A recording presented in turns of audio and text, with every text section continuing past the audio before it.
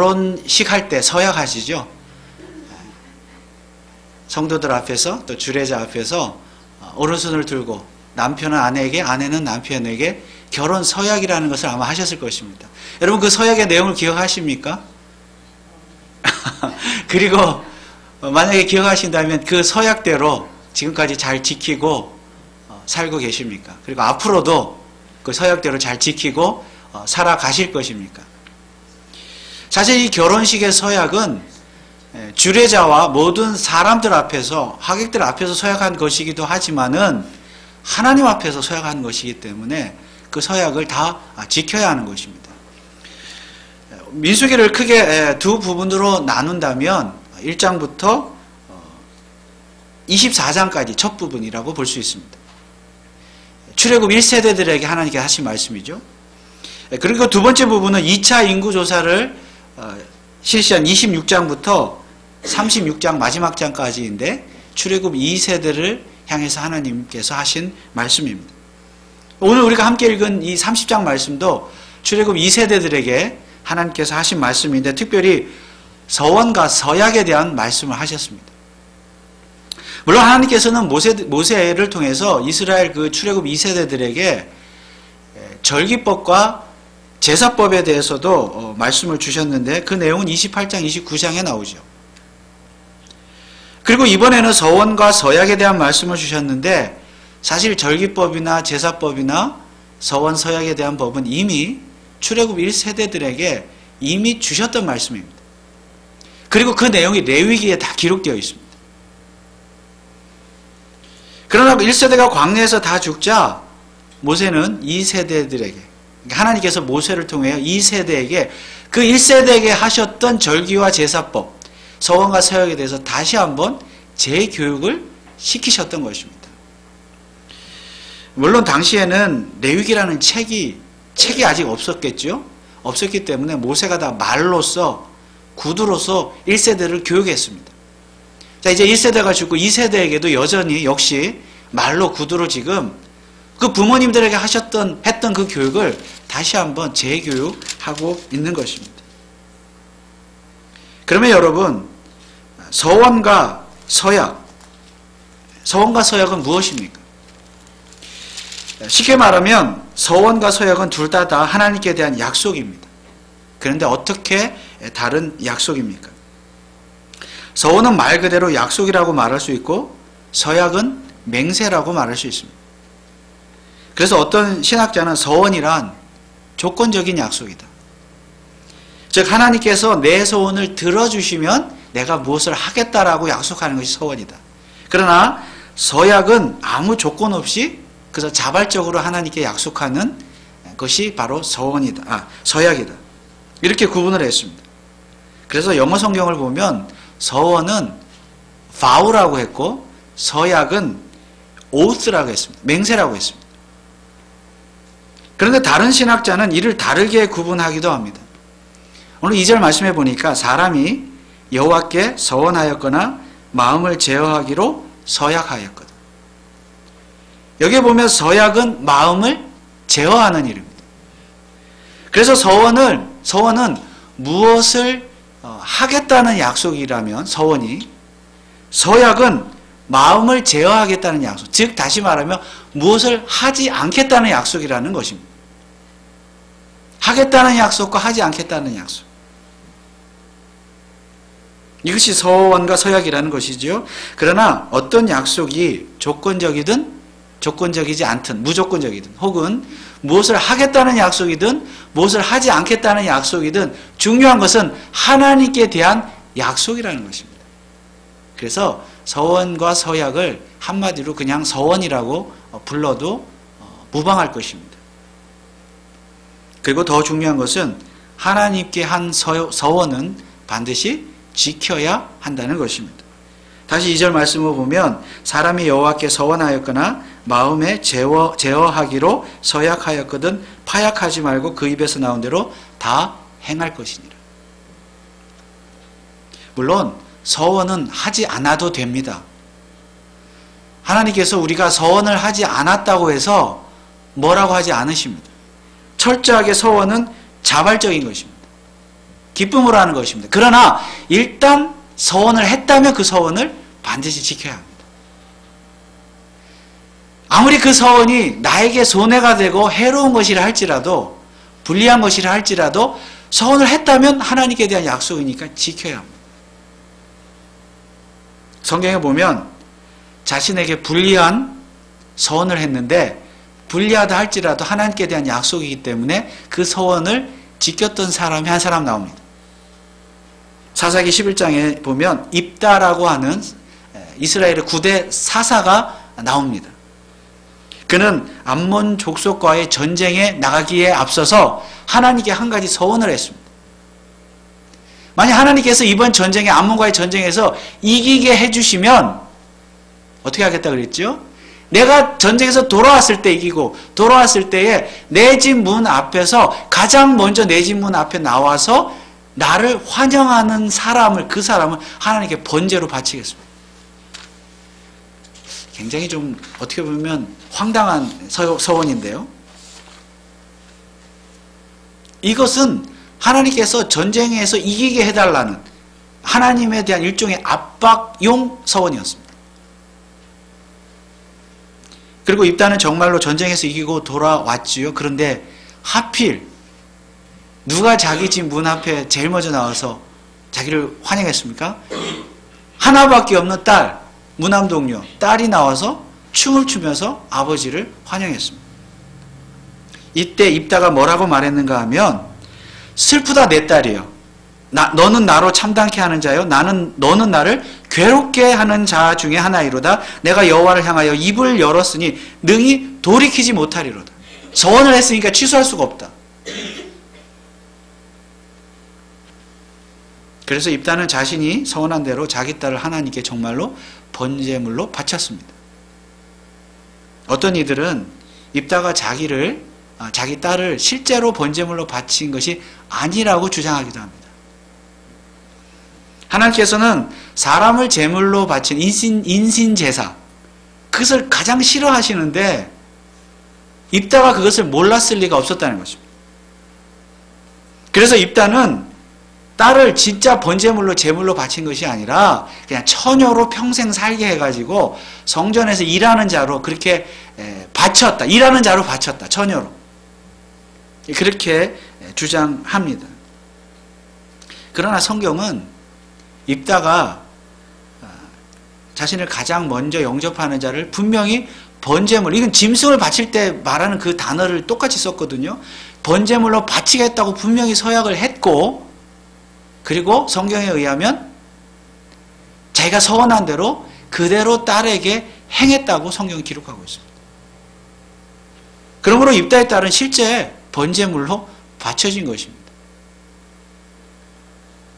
그러면 왜 입다는 하나님께서 그토록 싫어하시는 인신 제사를 행한 것입니까? 그는 하나님께서 인신 제사를 싫어하는 줄 몰랐습니까? 알았습니까? 몰랐을 수도 있고 알았을 수도 있습니다. 그러나 중요한 것은 하나님의 반응입니다. 입다가 이스라엘의 사사라고 한다면 하나님께서 세우신 자잖아요. 하나님께서 인신제사를 정말로 싫어하신다고 한다면 입다로 하여금 자기 딸을 제물로 바치지 못하게 막으셨을 수도 있습니다. 막으셨어야 합니다. 왜 하나님은 입다로 하여금 자기 딸을 제물로 바치도록 그대로 내버려 두셨습니까?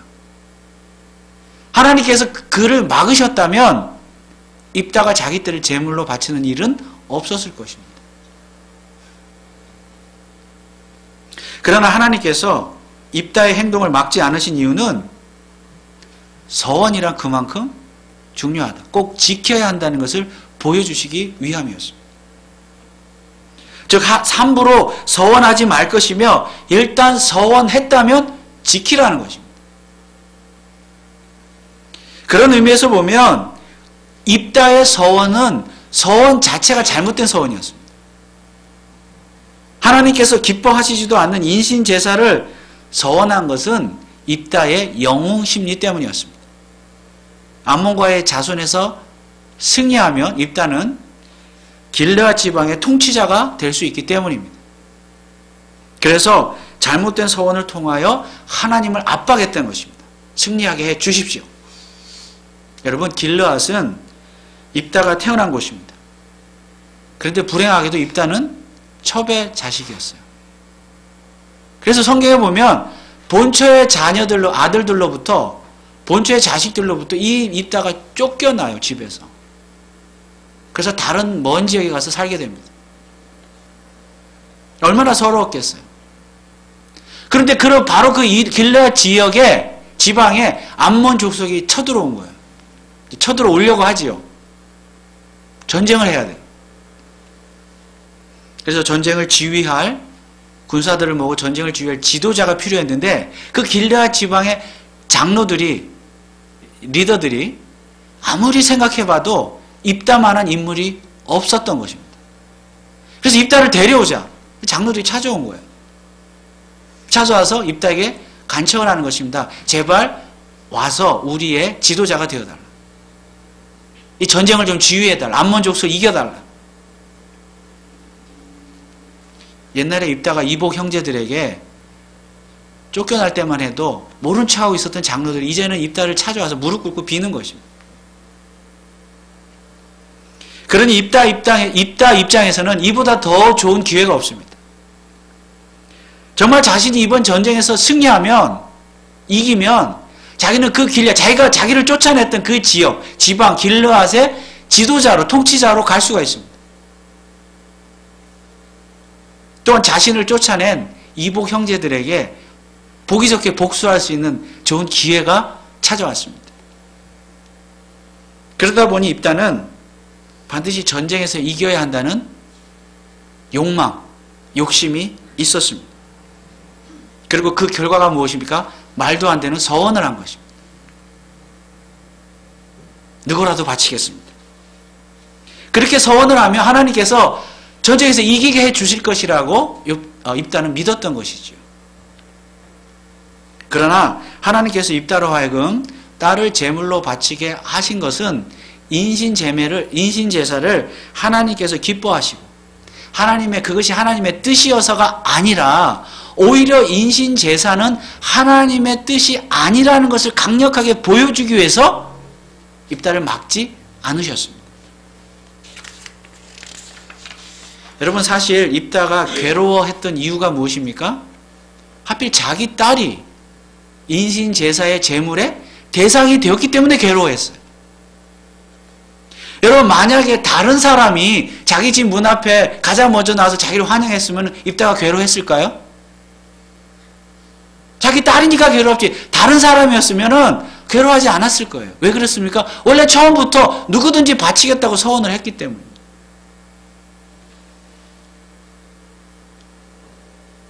그러나 인신제사는 결코 하나님의 뜻이 아닙니다. 만약 이때 입다의 딸이 아닌 다른 사람이 인신제물로 바쳐졌다고 한다면 앞으로도 이스라엘 땅에서는 인신제사가 계속 유행했을 것입니다. 사람들은 툭하면 인신제사를 서원함으로써 하나님과 어떤 것을 협상하려고 했을 것입니다. 실제로 많은 사람들이 인신제물로 바쳐졌을 것입니다. 그러므로 자기 딸이 귀하면 남의 딸도 귀한 법이고, 또한 인신제사 자체가 하나님의 뜻이 아님을 확실히 보여주기 위해서 하나님께서 역설적으로 입다로 하여금 서원을 행하게 하셨다는 것입니다. 막지 않으셨다는 것입니다. 그래서 오늘 우리가 함께 생각해 보고자 하는 것은 절대 함부로 서원하지 말라는 것입니다. 함부로 서원하면, 입다처럼 함부로 잘못 서원하면 비참한 결과, 불행한 결과를 초래할 수도 있다는 것입니다. 그래서 서원을 한다면 반드시 지킬 수 있는 서원을 할 것이며, 그 서원을 했다면 반드시 지켜야 합니다. 그 서원이 아무리 내게 불리하고 해로운 서원이라 할지라도 하나님 앞에 그 약속을 지켜야 합니다. 그러나 하나님의 뜻과는 상관없는 내 욕망, 내 욕심, 내 어떤 영웅 심리 때문에 행하는 서원이라고 한다면 처음부터 그런 서원을 하지 말아야 합니다.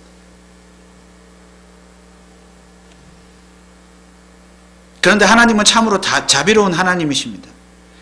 만약 자신의 욕심이나 욕망, 또 영웅심리 때문에 잘못된 서원을 할 수도 있잖아요. 그랬을 경우에 피해갈 길을 하나님께서 열어놓으셨습니다. 그 내용이 오늘 바로 우리가 함께 읽은 민수기 30장입니다. 오늘 3절, 4절 말씀을 한번 보실까요? 또 여자가 만일 어려서 그 아비 집에 있을 때 여호와께 서원한 일이나 스스로 제어하려 한 일이 있다 하자. 그 아비가 그의 서원이나 그 마음을 제어하려는 서약을 듣고도 그에게 아무 말이 없으면 그 모든 서원을 행할 것이요 그 마음을 제어하려는 서약을 지킬 것이니라. 이는 아직 결혼하지 아니한 미성년자 딸이 서원한 경우를 말씀하고 있는 것입니다. 아버지가 아무 말이 없다는 것은 딸의 서원을 들어보고 동의한다는 뜻입니다. 그래? 그렇게 행해도 좋아. 허락한다는 것이죠. 그렇게 아버지가 아무 말이 없을 때, 즉 그 딸의 서원을 동의할 때는 딸은 서원을 반드시 지켜야 합니다. 아버지가 봤을 때 그 딸의 서원은 지킬만 하고 그 딸이 그리고 하나님의 뜻에 합당하다라고 판단했기 때문입니다. 그런데 아버지 생각에 그 딸이 서원을 지킬 능력도 없고 하나님의 뜻에도 합당하지 않는 서원이라고 한다면 그 서원을 허락해 주지 않을 수 있으며 이때 그 딸은 그 서원을 지키지 않아도 됩니다. 지키지 말아야 합니다. 그리고 당연히 이때에는 딸이 서원을 지키지 않았어도 하나님께 전혀 죄가 되지 않습니다. 5절에 보니까 그러나 그 아비가 그것을 듣는 날에 허락지 아니하면 그 서원과 마음을 제어하려던 서약을 이루지 못할 것이니 그 아비가 허락지 아니하였은즉 아버지께서 여호와께서 사하시리라. 딸은 아버지의 허락을 받아야 된다. 여러분, 만약에 여러분의 딸이 미성년자인데 아직 미성년자 중학생인데 하나님 앞에 서원을 해서 당장 결혼하겠습니다. 여러분이 아버지라면 어떻게 하시겠습니까? 그래, 하나님께 약속한 것이니까 그대로 행해, 지켜. 그렇게 하시겠습니까? 이런 서원은 오히려 아버지가 적극적으로 나서서 말려야 하는 서원입니다. 그래서 하나님께서는 미성년자 딸에게 아버지라고 하는 존재를 허락하신 것입니다. 아버지는 미성년자 딸이 평소에 잘못된 서원을 하지 못하도록 하나님의 말씀으로 잘 가르쳐야 합니다. 그리고 혹시 잘못된 서원을 했다면 그것을 바로 잡아주어야 할 존재가 바로 아버지입니다. 물론 아버지의 판단에 합당한 서원이라고 한다면 그 딸이 서원을 잘 지킬 수 있도록 아버지는 도와주어야 합니다. 자, 이제 결혼한 여자가 서원하는 경우입니다. 6절 8절의 내용은 아직 약혼 중에 있는 여자의 경우이고 10절 12절의 말씀은 이미 결혼한 여자의 경우입니다. 그리고 13절 15절은 이것을 다시 한번 강조하는 것인데 그 내용은 동일합니다. 6절 8절의 내용의 8절 말씀을 보면 또 혹시 남편을 맞을 때에 서원이나 마음을 제어하려는 서약을 경솔히 그 입에서 발하였다 하자. 경솔히 서원했다는 거죠.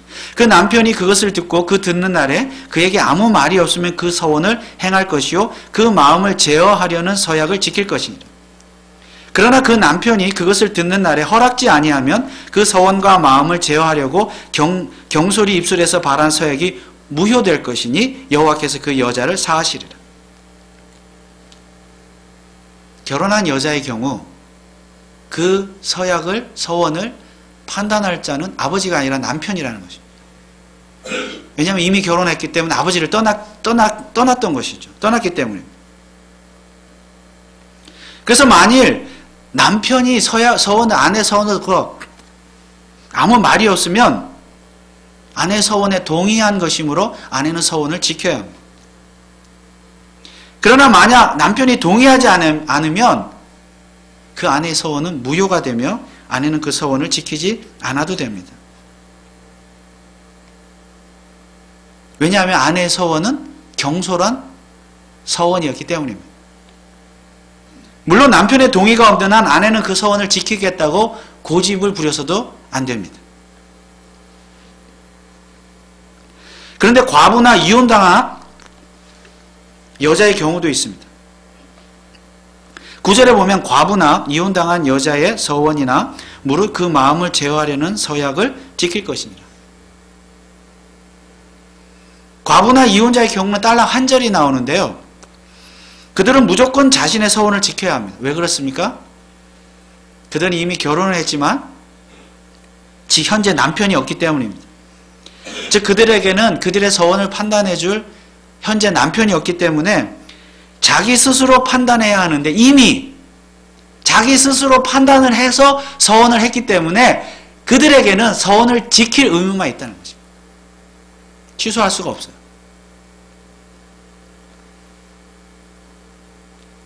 그러면 오늘 이 본문이 우리들에게 주는 교훈은 무엇입니까? 어떤 이들은 이 본문이 너무 남성 중심적이다. 가부장적이다. 이렇게 비판합니다. 여자를 마치 스스로 서원할 능력도 없고 남자에게 종속되어서 남자의 판단만 기다리는, 남자의 결정에만 따르는 매우 무능하고 열등한 존재로 표현하고 있다는 것입니다. 여러분들도 그렇게 생각하십니까? 물론 그럴 수 있습니다. 그러나 사실은 그 반대입니다. 물론 당시 구약시대에 남성 중심에서 그 시대, 그 고대 근동 그 사회가 남성 중심의 사회였던 것은 맞습니다. 그러나 하나님께서는 오히려 그렇기 때문에 여성들을 보호해 주기 위해서 이런 제도를 만드셨던 것입니다. 예를 들어 아내가 뭔가 잘못된 서원을 했을 경우에, 경솔히 서원을 했을 경우에 그 책임을 아내에게, 여자에게 묻지 않고 누구에게 묻겠다는 거예요? 하나님은 남편에게 묻겠다는 것입니다. 남자가 책임이 있는 거예요. 여성을 보호하기 위한 것입니다. 물론 남자의 경우에는 자기의 서원에 대해서 자기 자신이 책임을 져야 돼요. 남자는. 물론 하나님은 누구든지 서원을 취소한 경우에는 속죄제를 드림으로써 그 죄를 사함받도록 길을 열어 놓으셨습니다. 그래서 사실 입다의 경우도요, 속죄제를 드렸다면 자기 딸을 안 바쳐도 됐어요. 그 서원을 지키지 않았어도 되었어요. 그런데 입다가 굳이 자기 딸을 바친 것은 아마도 서원은 꼭 지켜야 된다고 하는 일종의 어떤 강박관념 때문에 그렇게 했던 것 같습니다. 그러나 어쨌든 중요한 것은 오늘 이 시대에도 남자든 여자든 서원할 때는 매우 신중해야 한다는 것입니다.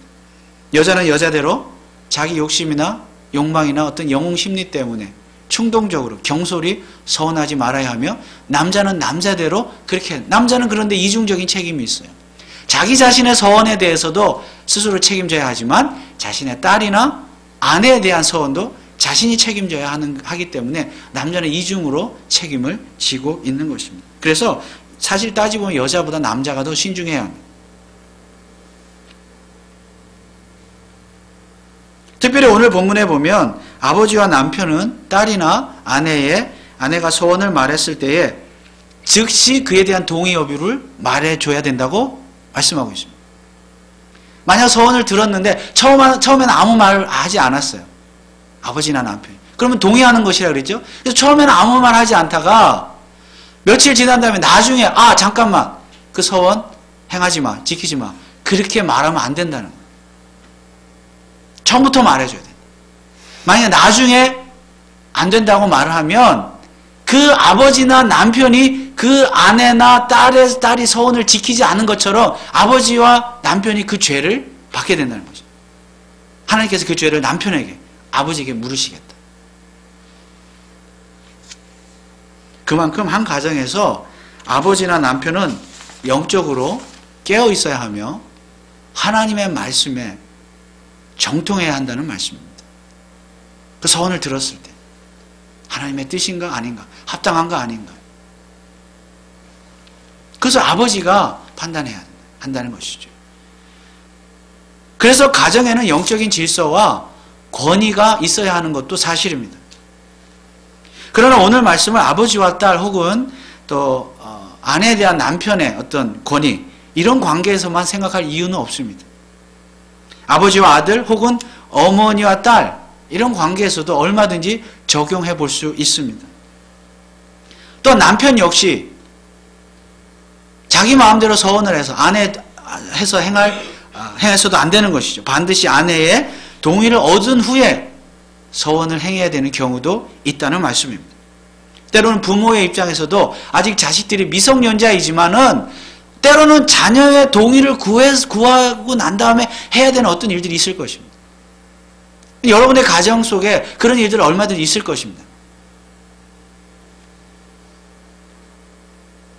그래서 부모와 자식 간에, 또 자식과 부모 간에, 남편 간에, 아내와 남편 가운데 이런 서로 동의하고 허락하고 서로 합의하는 가운데 서원하고 그것을 지키는 것, 이것이 중요한 것이죠. 만약에 이것이 오늘날 지켜지지 않는다고 한다면 그 가정은 정말 엉망진창, 풍지박산이 날 수 있습니다. 구체적인 예를 들지 않아도 무슨 말씀인지 잘 아실 것입니다. 여러분, 하나님께서는 왜 출애굽 2세대에게 이런 서원에 대한 재교육을 시키신 것입니까? 이제 그들에게 곧 가나안 땅을 선물로 주실 것인데 이 2세대가 그 땅에 들어가게 되면 그들 역시 하나님께 가나안 땅을 선물로 받았으니까 하나님께 뭔가 선물로 드리라는 것입니다. 어떤 방식을 통해서? 서원을 통해서. 그러나 그것은 강제로 드리는 것이 아니라 말 그대로 서원제입니다. 서원. 자발적으로 기쁨으로 하나님께 받은 것이 있으니 감사하는 마음으로 서원하여 하나님께 무엇인가를 드릴 수 있어야 된다. 그래서 이 서원은 안 해도 그만입니다. 사실. 안 한다고 뭐라고 하지 않아요. 그러나 하나님께 받은 은혜가 정말 분명하고 감사하고 그 은혜가 너무 크고 정말 감사하다고 한다면 감사하는 마음으로 하나님께 무엇이든지 서원해서 하나님을 기쁘시게 하라는 것입니다. 또한 만약 서원했다면 반드시 지키라는 것입니다. 왜냐하면 하나님이 역시 약속을 지키셨잖아요. 일찍이 아브라함에게 약속하셨던 그 가나안 땅을 이 2세대들에게, 출애굽 2세대들에게 주심으로써 그 약속을 하나님도 지키셨습니다. 그러므로 2세대 역시 그들이 하나님께 무엇이든지 약속을 했다면 그 약속을 지키라는 것입니다. 즉 자신의 서원을 지키는 것은 언약에 신실하신 하나님을 섬기고 하나님을 섬기는 하나님께 대한 언약 백성의 마땅한 삶이라는 것입니다. 특히 장차 가나안 땅에 정착하며 살게 될 2세대는 이런 가정의 질서를 바로 세워가면서 서원을 지켜야 했습니다. 그렇습니다. 오늘 우리 성도 역시 저와 여러분들 역시 하나님 앞에 무엇이든지 하나님의 백성으로서 무엇이든지 서원할 수 있어야 합니다. 왜 그렇습니까? 우리는 이미 구원의 은혜를 입었기 때문에, 그 은혜가 감사하기 때문에 무엇이든지 작은 거 하나라도 하나님께 약속을 할 수 있어야 된다. 그러나 그 서원, 그 약속은 내 욕심 때문에, 내 욕망 때문에, 어떤 내 영심리 때문에 해서는 안 돼. 그럴 것이라면 그런 서원을 하지 말아요. 충동적으로 하는 서원, 경솔히 하는 서원, 남들이 하니까 마지못해 하면서 체면 때문에 그런 거 하지 말아요.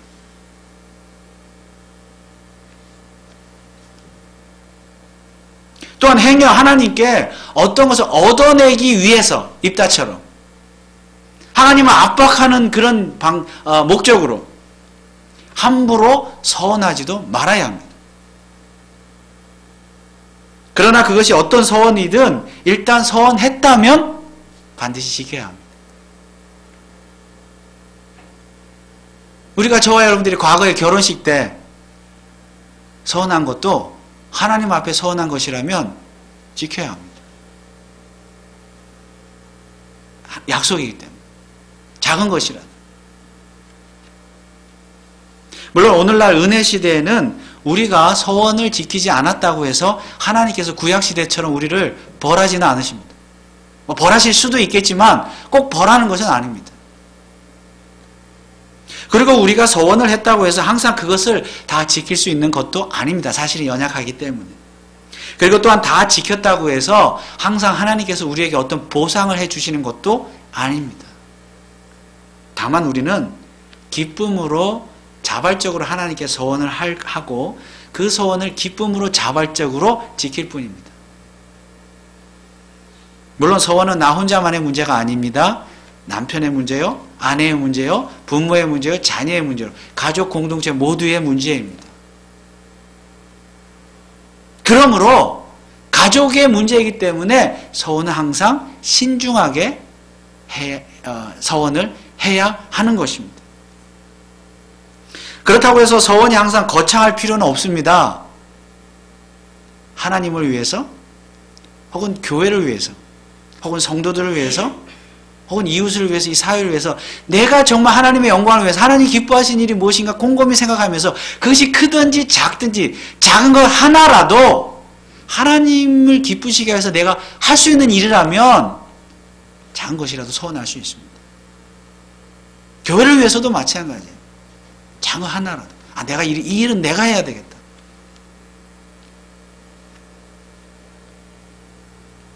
그리고 또 그 서원을 했다면 그 서원을 지키려고 노력하면 됩니다.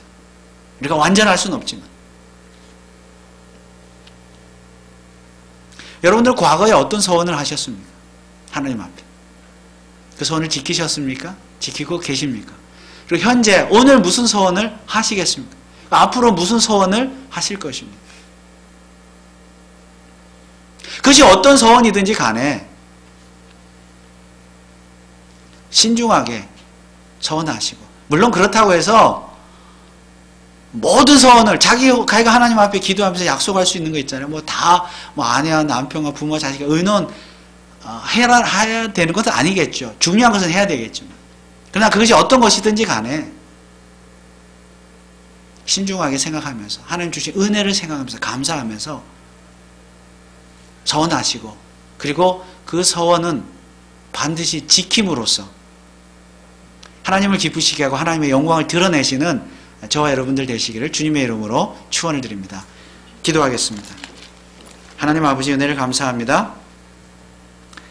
서원은 정말 신중하게 해야 된다. 그리고 서원은 반드시 지키라고 하나님 말씀하셨습니다. 오늘 우리가 하나님의 은혜로 구원함을 받고 하나님의 자녀가 되었고 하나님 나라의 백성이 되었기 때문에 이제 우리는 하나님을 위해서 어떤 것을 무엇인가 해드려야 하는 또 책임과 의무감이 있는 줄 믿습니다. 그것이 큰 일이든 작은 일이든 우리가 신중하게 기도하며 서원하게 하시고, 가족들과 의논하며 서원하게 하시고, 그리고 그 서원한 것이라면 하나님의 반드시 약속을 지키는 믿음의 사람들이 다 되게 하여 주옵소서. 예수 그리스도의 이름으로 기도하옵나이다. 아멘.